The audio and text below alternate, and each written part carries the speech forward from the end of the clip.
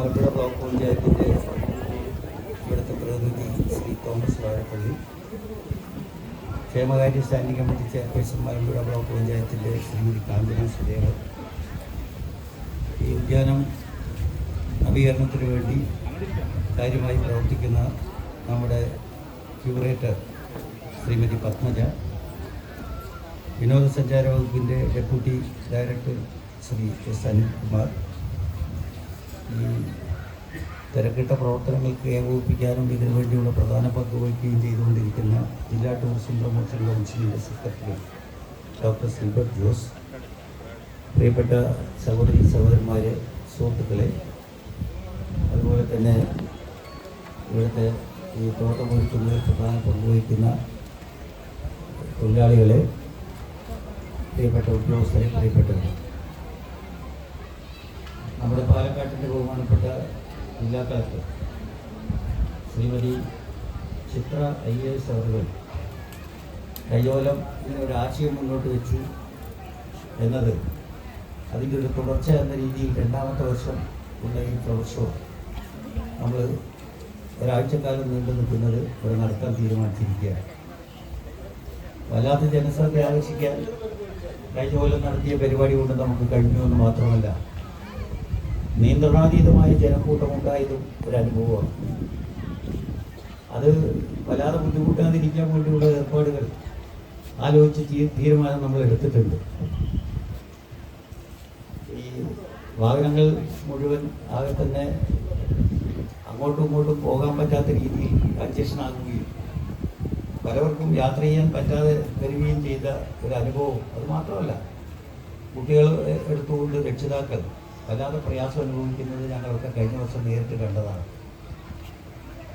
അപ്പോൾ അതിനുള്ള ഒരു ക്രമീകരണം എന്ന രീതിയിൽ കഞ്ചിക്കോട് ഭാഗത്തു നിന്ന് വരുന്ന വാഹനങ്ങൾ നമ്മുടെ റോക്ക് ഗാർഡൻ്റെ അപ്പുറത്തുള്ള പ്രദേശങ്ങളിൽ ക്യാമ്പ് ചെയ്യാനും, ഇവിടെ നിന്ന് ഈ വഴിക്ക് വരുന്ന വാഹനങ്ങൾ മുഴുവൻ മലപ്പുഴ സ്കൂളിൻ്റെ മുമ്പിലുള്ള ക്രിയേഷൻ തന്നെ സ്ഥലത്തും അതുപോലെ തന്നെ ബാക്ക്ഗ്രൗണ്ടിൽ മാറ്റുകയും അവർ നിർത്താനും ആൾക്കാരെ കൊണ്ടുവരുന്നതിന് വേണ്ടി പ്രത്യേക ടൂറിസ്റ്റ് ബസ്സുകൾ ഏർപ്പാട് ചെയ്തിട്ടുണ്ടെന്ന് മാത്രമല്ല, കഴിഞ്ഞ കൊല്ലം ഇവിടെ നിർത്തിയിട്ടുള്ളതിനേക്കാൾ കൂടുതൽ സുരക്ഷാ ഉദ്യോഗസ്ഥന്മാർ, പോലീസ് ഇവിടെ അതിൻ്റെ സംരക്ഷണ കവചവും ഒരുക്കി അവരും അതിന് കാവലാൾക്കാരായി ഉണ്ടാകും എന്ന സംവിധാനങ്ങളൊക്കെ കഴിഞ്ഞ കൊല്ലം നടത്തിയതിൻ്റെ കുറവുകൾ പരിഹരിക്കാൻ വേണ്ടിയുള്ളൊരു ഏർപ്പാടൊക്കെ നടത്തി വെച്ചിട്ടുണ്ട്.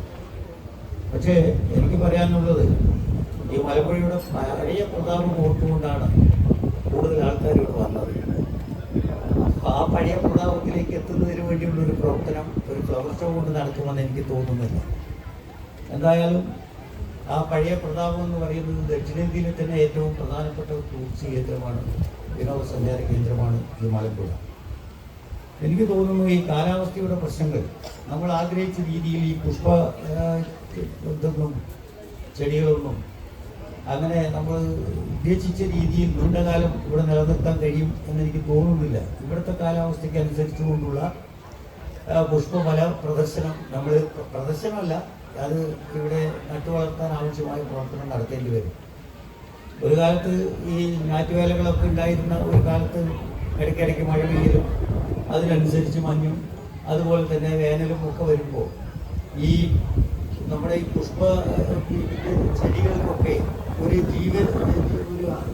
ജീവസുറ്റ ഒരു സംഭവം ഉണ്ടായിരുന്നു എന്നുള്ളത് കൊണ്ടാണ് ഇവിടെ ഈ വിനോദസഞ്ചാര കേന്ദ്രം ഇത്രമാത്രം ഇവിടെ പ്രശസ്തമായത്. ഇപ്പോൾ ഇവിടെ സൂചിപ്പിച്ചതുപോലെ ബഹുമാനപ്പെട്ട കാലത്ത് 4ാം ക്ലാസ്സിൽ പഠിക്കുമ്പോൾ വന്നതാണ് ഞാനിവിടെ നോക്കാൻ. അന്ന് മലമ്പുഴ കണ്ട് വളരെ സംതൃപ്തിയോട് കൂടിപ്പോയി. ഇന്നിപ്പോൾ അത് അങ്ങനെ ഇല്ല എന്ന രീതിയിൽ അവരിവിടെ പറഞ്ഞു. ഇപ്പോൾ എക്സിക്യൂട്ടീവ് എഞ്ചിനീയറും ഇവിടെ ചെറുപ്പത്തിൽ വന്നു എന്നാണ് പറയുന്നത്. ഞാൻ പറഞ്ഞു വരുന്നത്, നമുക്കൊക്കെ അറിയാം, ഉള്ള ആൾക്കാർക്ക് അറിയുമെന്ന് എനിക്കറിയില്ല. ഒരുപാട് തമിഴ് സിനിമ ഇവിടെ നേരത്തെ ഷൂട്ട് ചെയ്തിട്ടുണ്ട്. ശിവാജി ഗണേശൻ, നടികത്തിലും ശിവാജി ഗണേശൻ, സരോജാദേവി തുടങ്ങിയിട്ടുള്ള ഒരുപാട് സിനിമ. അതുപോലെ ധർമാന്ദ്ര, ആശാ പരേഖ് തുടങ്ങിയിട്ടുള്ളവരും ഇവിടെ ഹിന്ദി സിനിമ എടുക്കാൻ വന്ന ഞാൻ കുട്ടിക്കാലത്ത് അവരൊക്കെ സിനിമ ഇവിടെ ഷൂട്ട് ചെയ്യുന്ന സമയത്ത് കാണാൻ വന്നിട്ടുണ്ട്. അത് അന്നത്തെ ഈ പുഷ്പങ്ങളൊക്കെ ഇവിടെ നടന്നു വന്നിരുന്ന മലമ്പുഴയുടെ റോസ എന്ന് പറഞ്ഞാൽ അതിൻ്റെ പേര് കേട്ടതാണ് റോസ്. ഈ മല ചന്തവും ഈ കാര്യങ്ങളൊക്കെ പടയോട്ട സിനിമ ഈ മലമ്പുഴയിൽ വെച്ചിട്ടാണ് എടുത്തത്. ഒരുപാട് സിനിമ, മലയാളവും സിനിമയും എടുത്തിട്ടുണ്ട്, തമിഴ്, ഹിന്ദി തുടങ്ങിയിട്ടുള്ള സിനിമകൾ. തമിഴ് ഒന്നല്ല, പല സിനിമകൾ ഇവിടെ വെച്ച് ഷൂട്ട് ചെയ്തതാണ്. പക്ഷേ ഇപ്പോൾ ഇതിൻ്റെ പ്രതാപത്തിൽ ഒരു ചെറിയ മങ്ങലേറ്റിട്ടുണ്ട്. ആ പഴയ പ്രതാപം വീണ്ടെടുക്കുന്നതിന് വേണ്ടിയുള്ള പ്രയത്നത്തിൽ കേരള സർക്കാർ, പ്രത്യേകിച്ച് ടൂറിസം വകുപ്പ്, ഒരു വല്ലാത്ത ഒരു ശ്രമം ഇപ്പോൾ നടത്തിക്കൊണ്ടിരിക്കുന്നുണ്ട്. ഏതാനും ആഴ്ചകൾക്ക് മുമ്പാണ് നമ്മുടെ ബഹുമാനപ്പെട്ട ടൂറിസം സെക്രട്ടറി കൂടിയായിട്ടുള്ള പാലക്കാട്ടുകാരനായ മന്ത്രിയുടെ മകനാണ് ഇപ്പോൾ ടൂറിസത്തിൻ്റെയും PWDയും ചുമതല വഹിക്കുന്നത്. ഞാൻ മന്ത്രിക്ക് കൊടുത്ത കത്തിൻ്റെ അടിസ്ഥാനത്തിൽ ഒരു പ്രത്യേക യോഗം വിളിച്ച് ചേർത്തു. ഒരു 10 കോടി ഉറുപ്പിക പണ്ട് VS ഉള്ള കാലത്ത് ഇതിനു വേണ്ടി, ഇതിൻ്റെ നവീകരണത്തിന് വേണ്ടി അനുവദിച്ചിട്ടുള്ള സംഖ്യ, അതിൻ്റെ കാലാവധി പൂർത്തിയായെങ്കിലും അത് പുനരുദ്ധരിക്കാൻ ആവശ്യമായ പ്രവർത്തനത്തിന് വേണ്ടി ഒരു DPR തയ്യാറാക്കാൻ ബന്ധപ്പെട്ട അധികാരികളെ ചുമതലപ്പെടുത്തിയിട്ടുണ്ട്. അന്താരാഷ്ട്ര നിലവാരത്തിൽ 1,35 കോടി ചെലവ് ചെയ്തുകൊണ്ടുള്ള ഒരു അന്താരാഷ്ട്ര നിലവാരത്തിലുള്ള ഒരു ടോയ്ലറ്റ് പണിയുന്നതിന് വേണ്ടിയുള്ള ഏർപ്പാടും ആ യോഗത്തിൽ തീരുമാനിച്ചു. മിക്കവാറും ഈ നിയമസഭ നാളെ മുതൽ ചേരുകയാണ്. അതിൻ്റെ ഇടയിൽ ഇതുമായി ബന്ധപ്പെട്ടുകൊണ്ടുള്ള ഒരു മീറ്റിംഗ് കൂടി നടത്തി അതിൻ്റെ പ്രവർത്തനം എവിടെ എത്തി എന്നതിനെ സംബന്ധിച്ച് പരിശോധിക്കാനും കഴിയുന്നതും വേഗം അത് പ്രാവർത്തികമാക്കാൻ വേണ്ടിയുള്ള പ്രവർത്തനം നടത്താക്കും എന്ന് ഞാൻ അറിയിക്കുകയാണ്. മറ്റൊന്ന്, MLAയുടെ അധികാരപരിധിയിൽപ്പെട്ട ഈ എന്താ പറയുക, ബഡ്ജറ്റ് വർക്കിൽ ഉൾപ്പെടുത്തിക്കൊണ്ട് മറ്റുള്ള പദ്ധതികൾ മാറ്റിവെച്ച് ഒരു 4 കോടി രൂപ ഈ മറ്റേ നമ്മുടെ ഇല്യൂമിനേഷന് വേണ്ടി, ഇലക്ട്രിഫിക്കേഷന് വേണ്ടി പ്രത്യേകം നീക്കി വെച്ചിട്ടുണ്ട്. അതിൻ്റെ ഇപ്പോൾ ഏകദേശം അതിൻ്റെ പ്രോജക്റ്റ് റിപ്പോർട്ടും മറ്റുള്ളതൊക്കെ ശരിയായി കൊണ്ടുവരികയാണ്. മിക്കവാറും അടുത്ത ഫ്ലവർ ഷോ ആകുമ്പോഴേക്കും തീർച്ചയായും ഈ മലമ്പുഴ ഉദ്യാനം പൂക്കളെ കൊണ്ട് നിറയുന്നതിന് മുമ്പ് ലൈറ്റുകളെ കൊണ്ട് നിറയുന്ന ഒരു രീതിയുള്ള പ്രവർത്തനത്തിന് തുടക്കം കുറിച്ചിട്ടുണ്ട്. പണം അനുവദിച്ചിട്ടുണ്ട്. നെല്ലിനെയാണ് അത് ഏൽപ്പിച്ചിട്ടുള്ളത്. ടൂറിസം വകുപ്പും ഇറിഗേഷൻ വകുപ്പും അതുപോലെ നെല്ലും കൂടി ചേർന്നുകൊണ്ട് ആ വികസന പ്രവർത്തനങ്ങൾ മിക്കവാറും ഒരു 3-4 മാസത്തിനകം പൂർത്തിയാകുമെന്നാണ് പ്രതീക്ഷിക്കുന്നത്. അങ്ങനെ പഴയ പ്രതാപം ഘട്ടം വീണ്ടെടുക്കാൻ വേണ്ടിയുള്ള ഒരു പ്രവർത്തനത്തിൻ്റെ ഭാഗമായി ജനങ്ങളെന്നെ ചുമതലപ്പെടുത്തിയിട്ടുള്ള വോട്ടൊക്കെ തന്ന് ജയിപ്പിച്ചതിൻ്റെ ഒരു പ്രത്യുപകാരമൊന്നല്ല, എൻ്റെ ബാധ്യത എന്ന നിലയ്ക്ക് ഞാൻ ആ പ്രവർത്തനം ഏറ്റെടുത്ത് നടത്താനുള്ള ശ്രമകരമായ പ്രവർത്തനത്തിൽ ഇടപെട്ടിട്ടുണ്ട്. അതുപോലെ തന്നെ ഇവിടെ പണിയെടുത്തുകൊണ്ടിരിക്കുന്ന തൊഴിലാളികൾ 389 തൊഴിലാളികളുണ്ട്. അവരെയും ഒരു ആശ്രയം എന്ന നിലയ്ക്ക് വയസ്സായി പിരിഞ്ഞു പോകുന്ന കാലത്ത് എന്തെങ്കിലും ഒന്ന് കൊടുക്കുക, അതവർ തലവിടായ മനസ്സിലാക്കിയിരിക്കണം. പോട്ടെ, അവർക്ക് എന്തെങ്കിലും ഒന്ന് കൊടുക്കുക. ഇതിൻ്റെ ഇടയിൽ ഇപ്പോൾ ആരും മരണപ്പെട്ടു, അവർക്ക് 10 പൈസ കിട്ടാൻ പോകുന്നില്ല. അപ്പോൾ ചെറിയതാണ് സംഖ്യയെങ്കിലും ഒരു 1.5 ലക്ഷം രൂപ അവർക്ക് കൊടുത്തു 60 വയസ്സ് കഴിഞ്ഞവരെ ഒഴിവാക്കി വളരെ ചുരുങ്ങിയ പണിയാണ് ഇപ്പോൾ അവർക്ക് കിട്ടിക്കൊണ്ടിരിക്കുന്നത്.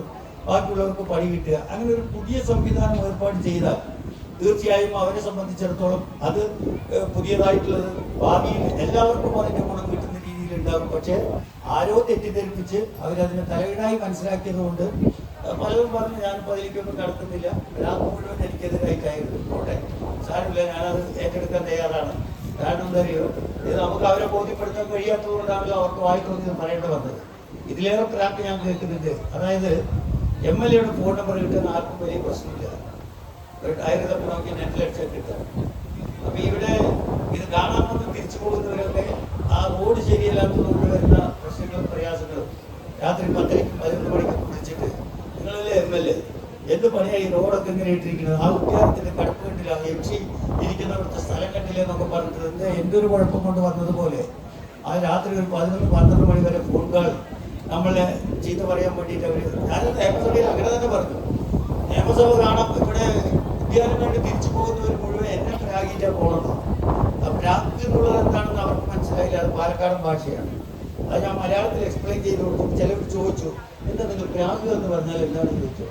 നമുക്കിപ്പോൾ നിങ്ങളവർക്കൊക്കെ മനസ്സിലായിട്ടുണ്ടാവും പ്രാഗ് എന്താണെന്ന് അറിയാം. അപ്പോൾ ഞാൻ പറഞ്ഞു അതിനെന്താ മറുപടി പറയേണ്ടത് എന്ന് വരെ ഞാൻ നിയമസഭയിൽ ചോദിച്ചിട്ടുണ്ട്. അപ്പോൾ അതുകൊണ്ടാണ് ബഹുമാനപ്പെട്ട ടൂറിസം വകുപ്പ് മന്ത്രി അതിൽ ഇടപെട്ടുകൊണ്ട് ഇപ്പോൾ ഇത്തരമൊരു മീറ്റിംഗ് ഒക്കെ നടത്തി പഴയ പ്രതാപം വീണ്ടെടുക്കാൻ വേണ്ടിയിട്ടുള്ള ഒരു ശ്രമകരമായ യുദ്ധകാലാടിസ്ഥാനത്തിലുള്ള ഒരു ഇടപെടൽ നടത്തിക്കൊണ്ടിരിക്കുന്ന ഒരു കാലയളവിലാണ് നമ്മൾ ഈ മലമ്പുഴയിലെ കൊല്ലത്തെ 2025-26 ഈ മറ്റേ പ്രവർത്തനം നടത്താൻ വേണ്ടി തീരുമാനിച്ചിട്ടുള്ളത്. തീർച്ചയായും വളരെ ഗംഭീരമാണ്. അടുത്ത കൊല്ലമാകുമ്പോഴേക്കും കുറച്ച് പ്രവർത്തനങ്ങളൊക്കെ നടത്തുമ്പോൾ ഒരു വലിയ മാറ്റം ഉണ്ടാവും. അതിനുശേഷം പഴയ പ്രതാപത്തിലേക്ക് വീണ്ടെടുക്കാൻ ആവശ്യമായിട്ടുള്ള രീതിയിലുള്ള എല്ലാ ഇടപാടുകളും ഇപ്പോൾ ബഹുമാനപ്പെട്ട മന്ത്രിയും ടൂറിസം മന്ത്രിയും അതുപോലെ തന്നെ ഇറിഗേഷൻ മന്ത്രിയുടെ അടക്കം സഹായത്തോടുകൂടി നമ്മൾ ഈ പ്രവർത്തനങ്ങളൊക്കെ പിന്നെ തയ്യാറാക്കിക്കൊണ്ടിരിക്കുന്നുണ്ട്. എന്തായാലും ഞാൻ പറയട്ടെ, ഇത്ര ആൾക്കാർ വരാൻ ഇവിടെ ഒന്നും ഉണ്ടായിട്ടല്ല. പക്ഷെ മലമ്പുഴയുടെ പഴയ പേരാണ് പ്രശ്നം. ആ പഴയ പ്രതാപം ഉണ്ടല്ലോ, അത് കേട്ടിട്ടാണ് ചെറിയൊരു വാർത്ത ടി വിയിലോ പത്രങ്ങളിലോ കാണുമ്പോഴേക്കും ആയിരക്കണക്കിന് ആൾക്കാർ മലമ്പുഴയിലേക്ക് വരുന്നതിന് കാരണം പഴയ പ്രതാപമാണ്. നമ്മളാരും ഉണ്ടാക്കിയതല്ല, നമ്മുടെ മുൻഗാമികൾ ഇവിടെ ഉണ്ടാക്കി വെച്ചിട്ടുള്ള അതിൻ്റെ പേര് ചരിത്രപരമായ ഒരു പിന്നെ അന്നത്തെ ചുറ്റുപാടുകൾ അത് നമ്മൾ കുറച്ചും കൂടി മെച്ചപ്പെടുത്തി. വൃന്ദാവനത്തൊന്നും പ്രസിഡന്റ് വിഷയം വൃന്ദാവനത്തിൽ ഒരു ചുറ്റില്ല. ഞാൻ പോയി ഇരുന്നത് കാരണം ഒന്നുമില്ല അവിടെ. അത് ആ വെള്ളമൊക്കെ നിറഞ്ഞു നിൽക്കുമ്പോൾ ആ മ്യൂസിക് ഫൗണ്ടനും മറ്റു കാര്യങ്ങളുണ്ട്. വൃന്ദാവനത്തിനേക്കാൾ ഇപ്പോൾ ഒരു മെച്ചമായിട്ടുണ്ട് നമ്മുടെ മലമ്പുഴ. അപ്പോൾ അതുകൊണ്ട് ഇത് കേരളത്തിൻ്റെ വൃന്ദാവനമൊന്നുമല്ല. വേണമെങ്കിൽ അവര് വേണമെങ്കിൽ കർണാടകയുടെ വൃന്ദാവനം പിന്നെ മലമ്പുഴ എന്നല്ലാതെ സത്യത്തിൽ വൃന്ദാവനത്തിൽ ഒന്നുമില്ല. അതും ഒരുപക്ഷെ ഈ കാലാവസ്ഥയുടെ വ്യതിയാനമായിരിക്കാമെന്നാണ് ഞാൻ ബലമായും സംശയിക്കുന്നത്. ഞാൻ മറ്റു കാര്യങ്ങളിലേക്കൊന്നും കടക്കുന്നില്ല. എല്ലാ ഉദ്യോഗസ്ഥന്മാരും ജീവനക്കാരും എല്ലാവരും ഒറ്റക്കെട്ടായി നിന്ന് നാട്ടുകാരും കൂടി നിന്നാൽ നമുക്ക് ഇക്കൊല്ലത്തെ ഈ പുഷ്പ പ്രദർശനം വളരെ ഗംഭീരമായി കൊണ്ടുപോകാൻ കഴിയും. കഴിഞ്ഞ പ്രാവശ്യം ഇതിൻ്റെ ഒരു അനുഭവം വെച്ചുകൊണ്ട് ആർക്കും ബുദ്ധിമുട്ടും പ്രയാസമില്ലാത്ത രീതിയിൽ ഈ കൊല്ലത്തെ ഈ നമ്മുടെ ഈ പുഷ്പമേള ഒരു ഗംഭീര സംഭവമാക്കി മാറ്റാൻ നമുക്ക് എല്ലാവരും കൂടി ഒത്തൊരുമിച്ച് പ്രവർത്തിക്കാം എന്നും വളരെ ഭംഗിയായി നടത്തി ഇനി എല്ലാ കൊല്ലവും പറ്റിയൊരു സീസൺ തിരഞ്ഞെടുത്ത് കൃത്യമായിട്ട് 7 ദിവസം മാത്രമാണ് ഇവിടെ നടത്തുന്നത്. പല സൗകര്യങ്ങളും നമ്മൾ ഏർപ്പാട് ചെയ്തിട്ടുണ്ട്. ഫുഡ് കോർട്ടും ഇവിടെ ഏർപ്പാട് ചെയ്തിട്ടുണ്ട്. കലാപരിപാടികളും നമ്മൾ ഇവിടെ നടത്താൻ പോകുന്നുണ്ട്. ഇതിൻ്റെ ഭാഗമായി നാളെയാണ് കഥകളി ഇല്ലേ? കഥകളി ഇന്ന് ഉദ്ഘാടനമായതുകൊണ്ട് വേണ്ട വെച്ചു അല്ലേ? ജ്ഞാനമേള. അങ്ങനെ നമ്മൾ എല്ലാ ദിവസവും വൈകുന്നേരത്തെ ഒരു പരിപാടിയൊക്കെ സംഘടിപ്പിച്ച് കണ്ണിനും മനസ്സിനും ഒക്കെ കുളിർമ നൽകുന്ന ഒരു സംവിധാനത്തിലുള്ള കളമൊരുങ്ങാൻ പോവുകയാണ്. ഇവിടെ പങ്കെടുത്ത എല്ലാവരെയും സാക്ഷി നിർത്തിക്കൊണ്ട് ഞാൻ ഈ പുഷ്പ പിന്നെ പ്രദർശനം അല്ലെങ്കിൽ നമ്മുടെ ഫ്ലവർ ഷോ ഉദ്ഘാടനം ചെയ്ത്